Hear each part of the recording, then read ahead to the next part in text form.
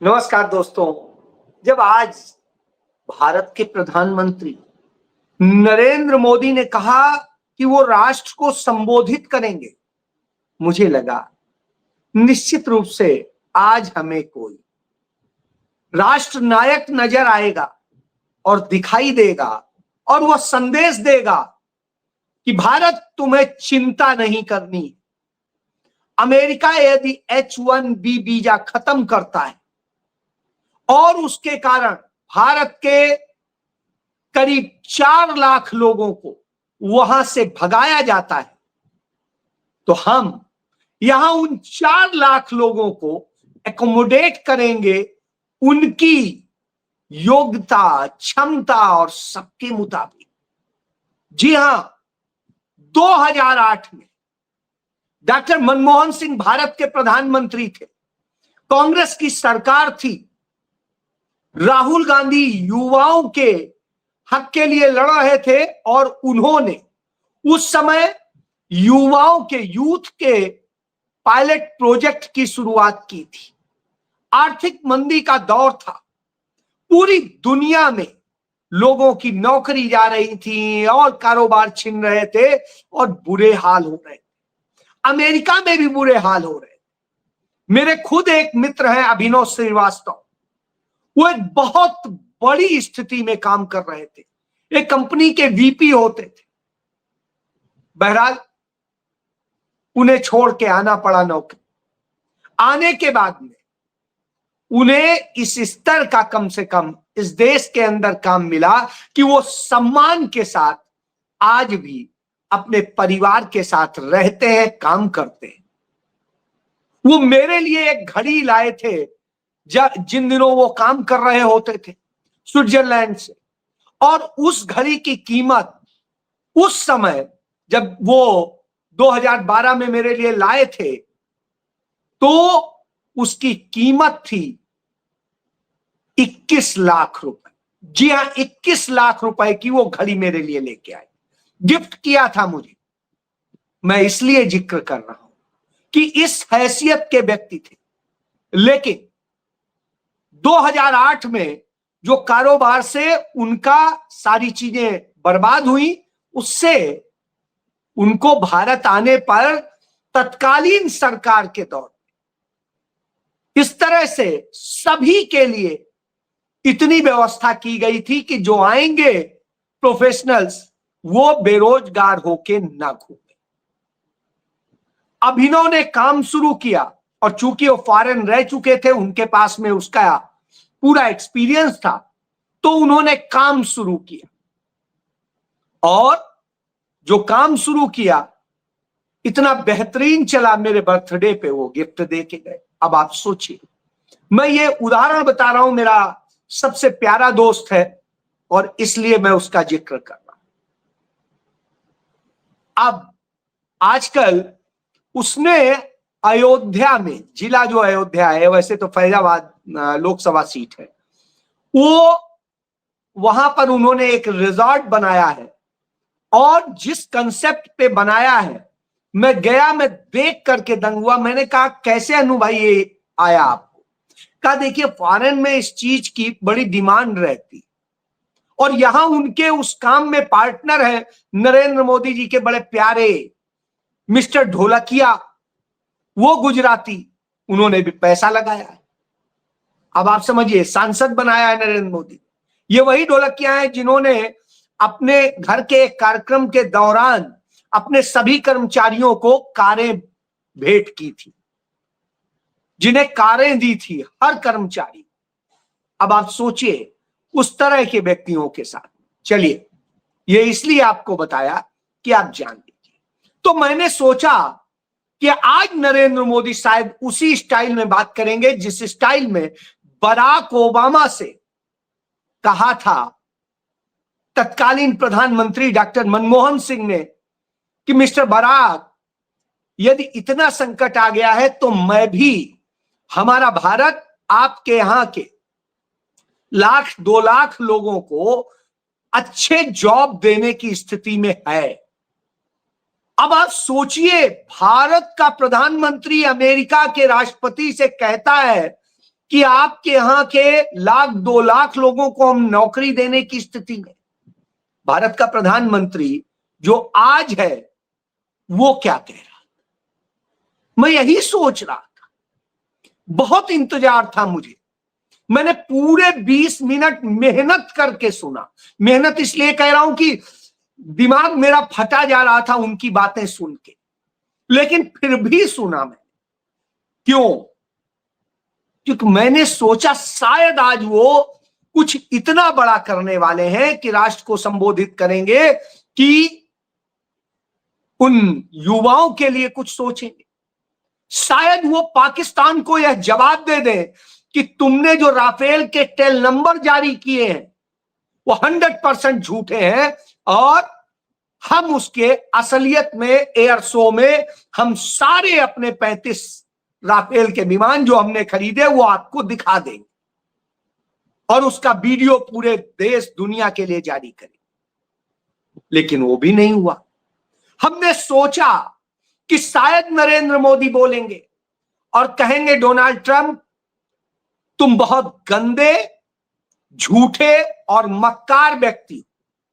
चलिए इतना नहीं सही तो इतना बोले कि माय डियर फ्रेंड ट्रंप आप लायर हैं, क्योंकि भारत ने ऐसा कुछ नहीं किया। भारत ने ऐसा किया, अपनी बात रख देते और कह देते कि इंदिरा जी ने जैसे 1971 में कहा था अमेरिका के राष्ट्रपति निक्सन से कि कोई बड़ा देश यह हिम्मत न करे कि वो भारत को आदेश देगा, यदि वो यह हिम्मत करता है तो हम उससे निपटने में सक्षम। और इंदिरा गांधी को जब निक्सन ने कहा कि हम 7वां बेड़ा भेज रहे हैं, देखते हैं आप क्या कर, इंदिरा गांधी मुस्कुराई और बोली 7वां? आप 70वां बेड़ा भेज दीजिए, यह भारत है, किसी से डरता नहीं है। और इंदिरा गांधी ने पाकिस्तान के 2 टुकड़े कर दिए और भारत का एक मित्र राष्ट्र बना के खड़ा कर दिया था, बांग्लादेश। सेकुलर कंट्री बना खड़ा कर दिया था बांग्लादेश। सोचिए, जहां 90% आबादी मुस्लिम लेकिन फिर भी सेकुलर कंट्री। भारत के अंदर कभी भी 90% हिंदू नहीं रहे, कभी भी। चाहे आप पुरातन काल में देखिएगा तब भी बौद्ध, जैन और सब होते थे, आज भी तमाम धर्म। बहरहाल कभी भी हिंदुओं की भी आबादी कम नहीं हुई बहुत। हालांकि अभी जो है वो आप देखिए जबरदस्ती डराया जाता है जब इतनी आबादी है। आइए, तो नरेंद्र मोदी जब बोले तो वही हालत थी, खोदा पहाड़ निकली चूहिया। तो अब लगा कि अरे ये क्या हो गया। ना वो टैरिफ पर बोले, ना वो चाबहार पोर्ट पर बोले, ना H1 वीजा पर बोले, और ना ट्रंप के बार बार होते हमलों पर बोले। वो पाकिस्तान पर भी नहीं बोल सके, उनके प्रधानमंत्री और राष्ट्रपति को भी नहीं ताकीद कर सके। उनमें यह भी हिम्मत नहीं हुई कि सऊदी अरब को ताकीद कर सकें कि आप हमारे दोस्त बनते हो। दोस्त नहीं, भाई कहा था। नरेंद्र मोदी ने कहा था मेरा भाई, उसने कहा था मेरे बड़े भाई, दोनों गले लग गए थे। और अब उसने सारा अपना सैन्य मैटर सौंप दिया पाकिस्तान। उसने पाकिस्तान को ज्यादा मुफीद माना भारत की अपेक्षा। अरे अरे, मैंने मुफीद बोल दिया। भारत सरकार कहती नहीं आप हिंदी चैनल हो, आपने उर्दू कैसे बोल दिया, नोटिस जारी कर देती है, वो भी गोदी मीडिया के चैनलों। अरे आपके यहां उर्दू बोल दी जाती है। अब उन्हें पता नहीं कि उर्दू ज्यादा भारतीय भाषा है, इससे ज्यादा इंडियन लैंग्वेज कोई हो ही नहीं सकती। हिंदी भी नहीं है, क्योंकि हिंदी में फारसी भी है, हिंदी में लैटिन भी है, हिंदी में ग्रीक भी है, हिंदी में उर्दू भी है और हिंदी में सब कुछ है। हिंदी सबसे नई भाषा। उर्दू मूलतः हिंदुस्तानी भाषा है जो भारत के ही अंदर हुई, पूरी तरह से भारत में पैदाइश, और उसमें न हिंदी के वर्ड है न फारसी के। तो अब आप समझ लीजिए। बहरहाल तो वो इस तरह से होता है, तो उन्होंने उसको भी नहीं कहा, उस सऊदी अरब को भी, कि आपने गलत किया है, आपने धोखा किया है, आपने पीठ में छुरा भोंका है, आपने पाकिस्तान के साथ समझौता कर लिया। उन्होंने यह भी नहीं कहा कि यदि आप इस तरह से हरकत करेंगे तो हम इजराइल को सबक सिखाएंगे, क्योंकि इजराइल से तो पेगासस आता है, इजराइल से ही बैठ के वोट चोरी का जो सॉफ्टवेयर से पूरा काम शुरू होता है, चलता है, वो वहीं से चलता है। तो साहब वो सारी चीजें हैं, वहीं की खुफिया एजेंसी का एक व्यक्ति दुनिया के 30 देशों के चुनाव को प्रभावित करता है। यह बात बाकायदे 2023 में द गार्डियन अखबार जो इंग्लैंड का है, उसने अपने स्टिंग ऑपरेशन में, इन्वेस्टिगेशन में साफ कर दिया।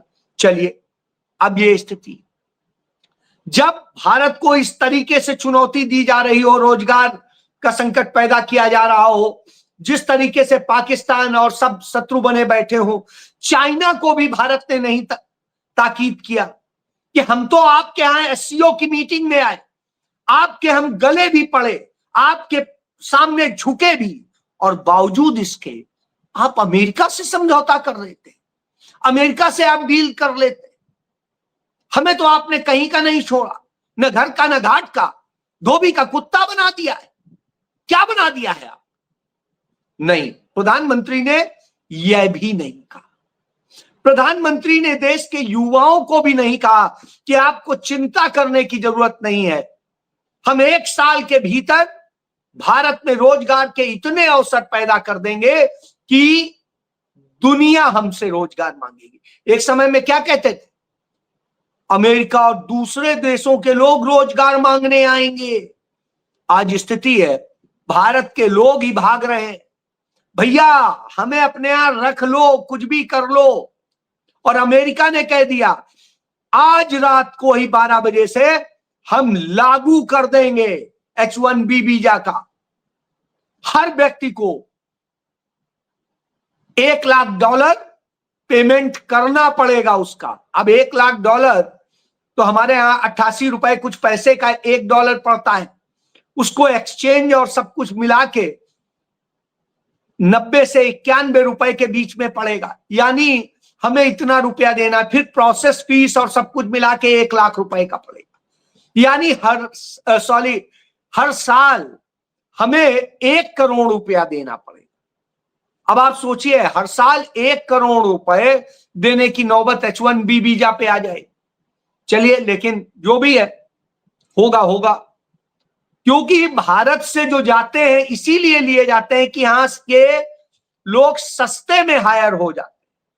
वहां भारत में वो जा करके 90 लाख रुपए से लेके, यानी $1 लाख से लेकर के सालाना, और वो $1.25 लाख तक सैलरी पाते हैं।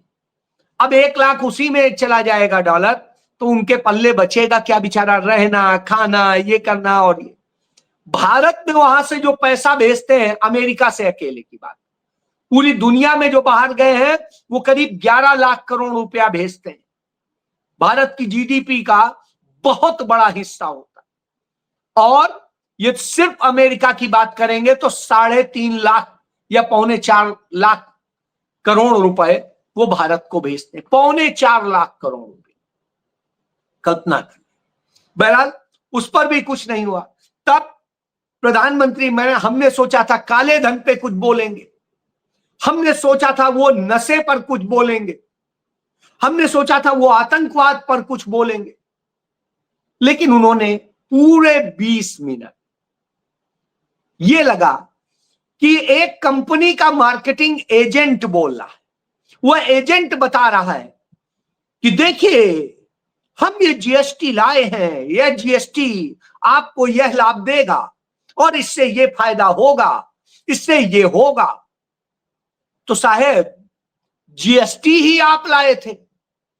8 साल आपने उस जीएसटी से इस देश के लोगों की कमर तोड़ी, इस देश के उद्योगों की कमर तोड़ी, इस देश के कारोबार की कमर तोड़ी, सब कुछ तोड़ा। राहुल गांधी तो पहले ही दिन से कह रहे थे कि यह जीएसटी बेमेल जीएसटी है और यह गब्बर सिंह टैक्स है, ये वास्तव में भारत के व्यापार को बर्बाद कर देगा, मैन्युफैक्चरिंग को बर्बाद कर देगा, और सारी बातें उन्होंने बताई थी, ये बेरोजगारी पैदा करेगा। आज वो बात साबित हो चुकी है। तब आपने अपने ही लाए उस अवैध नियम को चेंज करने की बात की, और चेंज किसने किया? आपने नहीं, जीएसटी काउंसिल, क्योंकि तब काउंसिल नहीं थी। अब आपने काउंसिल बनाई, काउंसिल फैसले लेती है। यदि काउंसिल वीटो कर देगी तो आप कुछ नहीं कर पाएंगे। तो वह स्थिति है। अब वो उसके फायदे गिनाने में लग गए हैं। उनकी पूरी भाषा, जैसे मैंने बताया, वो मार्केटिंग मैनेजर जैसी लग रही थी कि वे डबल बोनांजा और सपनों की बात सुना रहे थे। अब बोनांजा और उसकी, इसके बाद उन्होंने स्वदेशी का राग अपनाया कि कैसे लघु छोटे मझौले उद्योगों की, एमएसएमई की बात की, और वो कर लिया कि उनकी नोटबंदी, जीएसटी जो इसकी तबाही का कारण बनी, इस पर तो बता दीजिए। ये तो आप ही लेके आए थे, नोटबंदी भी और जीएसटी भी। बहरहाल उस पे भी क्या होगा। तो कुल मिला के पूरा सुनने के बाद में एक भी कहीं पर नहीं आया जो भारत के सामने चुनौती खड़ी है, और भारत का प्रधानमंत्री राष्ट्र को संबोधित कर रहा है, और वो संबोधन ऐसा है जो लगता है मार्केटिंग एजेंट बात कर रहा है, इससे ज्यादा कुछ नहीं। और जो अपनी प्रशंसा खुद ही किए जा रहा है, खुद को ही, कोई दुनिया उसका बड़ाई नहीं कर रही है, तो खुद ही जो है अपने आप को पुरस्कार दिए जा रहा है। उसने किया तमाम कंपनियों पे दबाव डाल के कि thank you Modi ji, thank you Modi ji का विज्ञापन दीजिए। करोड़ों रुपए के, सैकड़ों करोड़ रुपए के विज्ञापन दिलवा डाले। अपने बर्थडे पर हजारों करोड़ के विज्ञापन दिलवा डाले, सब कुछ करा डाला। फिर भी भारत को क्या हासिल हुआ? कुछ नहीं। अब नरेंद्र मोदी क्या करे?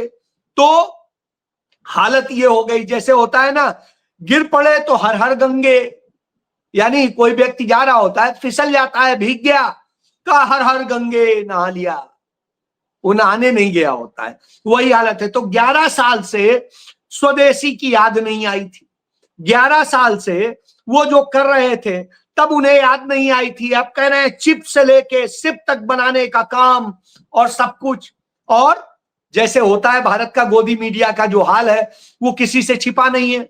वो हर गंद मोदी की साफ करने के लिए कुछ भी करने को तैयार होता है। तब आप जान लीजिए नरेंद्र मोदी क्या कर रहे हैं। साहब नरेंद्र मोदी का जो पेन है वो यूज करते हैं, वो जर्मन ब्रांड है। जो वो घड़ी यूज करते हैं, जैसे मैंने बताया कि 21 लाख की मेरे पास घड़ी मेरे मित्र ने दी थी, मैं नाम बता दिया, अभिनव श्रीवास्तव। तो उसी तरह से स्विस वो घड़ी यूज करते हैं, स्विस ब्रांड की। इसके बाद में ग्लासेस इटालियन, वो है ना मेलोडी आपने सुना होगा, उन्हीं के देश की। तो इटालियन ब्रांड का वो चश्मा इस्तेमाल करते हैं। सूट जो है वो भी इत्तेफाक से जो पहनते हैं वो भी इटली का ब्रांड है। और इसके अलावा वो जो कार यूज करते हैं वो जर्मनी का ब्रांड है। जूते यूज करते हैं वो डिफरेंट, मैं झूठ नहीं बोलता। 1997 से मैंने पहली बार विदेशी जूते पहनने शुरू किए, और उसके बाद से लेके आज तक मैं विदेशी ही जूते पहनता, और जो विदेशी जूते पहनता हूं क्योंकि वहां के जूते बेहतर होते हैं, जरूर महंगे पड़ते। मैं टी शर्ट पहने हूं, यह भी अमेरिका की है निश्चित रूप से। और मैं जितनी टी शर्ट सामान्य तौर पे पहनता हूं, कुछ इंडियंस भी है। मैं कुछ जो है, जिस समय मनमोहन सिंह प्रधानमंत्री थे उस समय लुधियाना का होजरी उद्योग बहुत अच्छा हो गया था, तो मैं वहां जाके कुछ ले आता था। लेकिन अब उतना अच्छा माल मिलता नहीं, तो फिर अब मजबूरी में मुझे बाहर का खरीदना पड़ता है। तो वही कुछ पड़ी हुई है वो देसी ब्रांड है, नहीं तो सारी मैं विदेशी पहनता हूं। तो स्वाभाविक सी बात है, क्यों? क्योंकि आपने इस देश के अंदर जो ब्रांड थे वो बंद करा दिए और जो हो रहा था उसे खत्म कर दिया। भारत के अंदर बेहतरीन जूते बनाने का काम होता था, हम बचपन से वही पहनते थे 97 तक। लेकिन 97 में हमने कहा नहीं, अब इसमें दम है नहीं, तो अब भाई बाहर का ही पहनना पड़ेगा, और शुरुआत की। तो मैं उदाहरण बता रहा हूं, आप वो चीज करके देते ना, वो तो आपने दी नहीं, क्योंकि आपके पास भी नहीं। मोबाइल यूज करता हूं तो दोनों मोबाइल मेरे विदेशी हैं, ये एप्पल का है, दूसरा जिससे आपसे बात कर रहा हूं वो भी जो है कोरिया का है। इसी तरीके से तमाम सारे घर में जब मैं चीजें देखता हूं तो बहुत सारी विदेशी, किस किस को फेंक दूंगा? स्वाभाविक सी बात है, अपने बजट को भी संतुलित करूंगा, क्योंकि तमाम अपने दूसरे कामों में, अपने इन शौक, तो यह स्थिति है। अब आप सोचिए, इस दशा में भारत हो और आप कहें स्वदेशी, मेड इन इंडिया इस्तेमाल, तो पहले आप करिए ना, मैं उतार के छोड़ने को तैयार हूं। गांधी जी ने सबसे पहले खुद छोड़ा, कपड़े उतार के फेंक दिए और कहा स्वदेशी। तब पंडित नेहरू ने अपने सारे कपड़े जला दिए, उन कपड़ों की होली जलाई और कहा आज के बाद कुछ विदेशी नहीं पहनेंगे, और उनके परिवार ने विदेशी नहीं पहना। जब भारत के अंदर वह स्थिति आई कि अब दोनों, पूरी दुनिया में, भारत की नहीं पूरी दुनिया में वैश्विक रूप से जो आर्थिक सुधार हुए, उसके बाद में दुनिया में एक दूसरे देशों के यूज होने लगे और सभी देशों की इंडस्ट्री ग्रो कर गई। आज क्या स्थिति है? हम छोटे छोटे उसमें जी रहे हैं और सब बर्बाद कर रहे हैं। यही काम नरेंद्र मोदी ने किया है। तो आज का उनका भाषण सुन के लगा कि हमारे यहां प्रधानमंत्री है ही नहीं, असल में एक एजेंट है जो 93 में 1993 में CIA की ट्रेनिंग लेके आया था, डीप स्टेट की ट्रेनिंग लेके आया था वहां के इंस्टीट्यूट से। तो वो डीप स्टेट के लिए काम कर रहा है, भारत के लिए नहीं। और वो इतना डरपोक है कि किसी भी देश को जवाब नहीं दे सकता। जी हाँ, यह सच। जय।